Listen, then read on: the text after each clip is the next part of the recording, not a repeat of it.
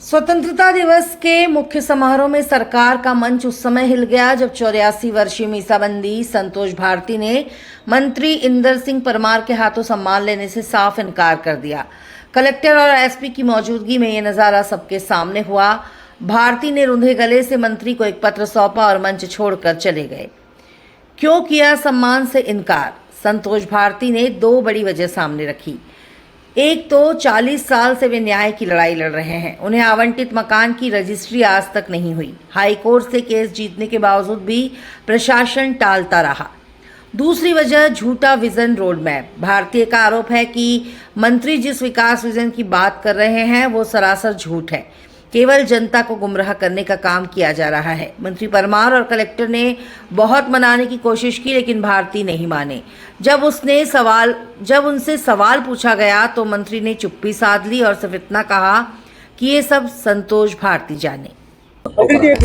सम्मान लेने से मना कर दिया संतोष भारती है, क्या मामला है? अब पता नहीं, मुझे जानते हैं उनसे कुछ कहा उसने आपसे, क्या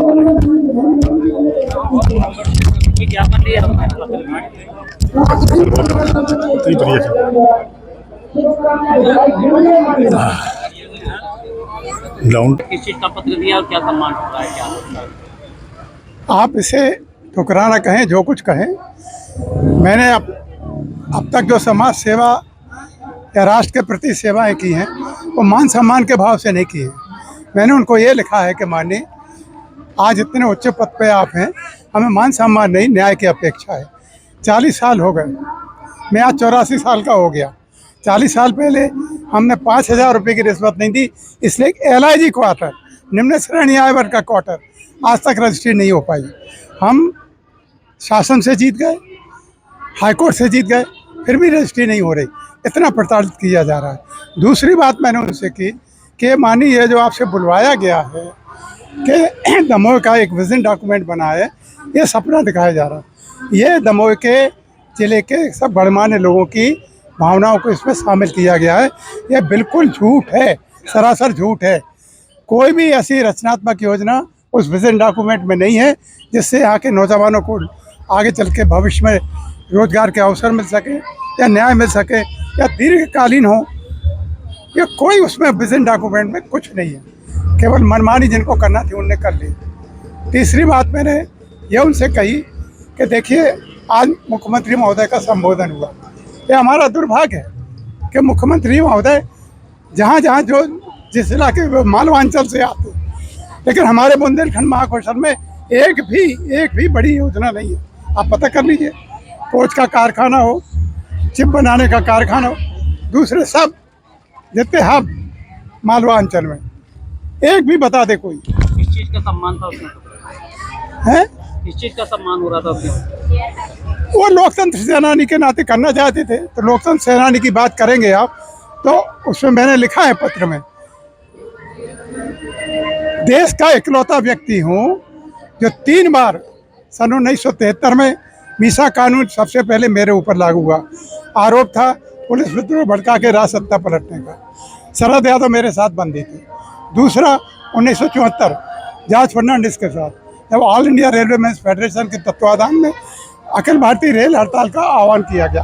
1975 तो आप लोगों को सब ध्यान है, आपातकाल लगा था, मेरे जिंदा मुर्दा पकड़ने के वारंट निकले थे, लेकिन मैं अंत में पकड़ा गया और मुझे गुनाह खाने में रखा गया। सामान्य जेल में नहीं रखा गया, जेल में भी जो गुनाह खाना होता वहाँ रखा गया। लेकिन देखिए भाई साहब, ये सब किसी मान सम्मान पाने के लिए नहीं किया, ये सब इसलिए किया कि हमारे समाज के नौजवानों को, बेरोजगारों को रोजगार मिले, भ्रष्टाचार मुक्त शासन मिले। इन्हीं मूल्यों को आगे रख के हमने ये सपना देख करके सत्याग्रह किए हैं, मान सम्मान के लिए नहीं किए। इसलिए मैंने उस मान सम्मान को, आप ठुकराना नहीं कहे, मैंने अस्वीकार किया, क्योंकि हमने आज तक नहीं लिया। आप देख लीजिए कभी भी। देखिए, जहाँ तक मान सम्मान की बात है, मैंने आज तक मान सम्मान के लिए समाज और देश की सेवा का संकल्प नहीं किया। मेरा जो था, न्याय होना चाहिए। प्रभारी मंत्री आए हैं, जनता के लोगों को एक बार भी उन्हें सुना नहीं। आम जनता की क्या तकलीफ है? जहाँ मुख्यमंत्री देखिए, सारी घोषणा मालूम है, जितने बड़े उद्योग हैं, चाहे वो कोच फैक्ट्री हो, चाहे जो बुंदेलखंड महाकौशल की पूरी उपेक्षा, और जो हमारे प्रभारी मंत्री महोदय कह रहे हैं कि ये उनसे कहलवाया गया कि दमोह का विजन डॉक्यूमेंट है, दमोह के गणमान्य लोगों की सुराह लेकर के बनाया गया, बिल्कुल झूठ है। दमोह की जनता के जो गणमान्य नागरिक है, अनुभवी लोग हैं, उनकी कोई सलाह नहीं ली गई विजन डॉक्यूमेंट बनाने में। अब बुनियादी समस्याओं के प्रति उस विजन डॉक्यूमेंट में कुछ नहीं है। मैंने उनसे निवेदन किया है कि अगर आप उचित समझते हैं तो न्याय दीजिए, दमोह की जनता के साथ न्याय करिए।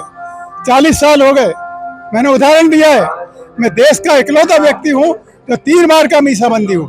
1973 पुलिस विद्रोह भड़काने के आरोप में, 1974 all India railway men's federation के रेल हड़ताल के समय, और 75 में तो सभी जानते हैं आपातकाल के दौरान।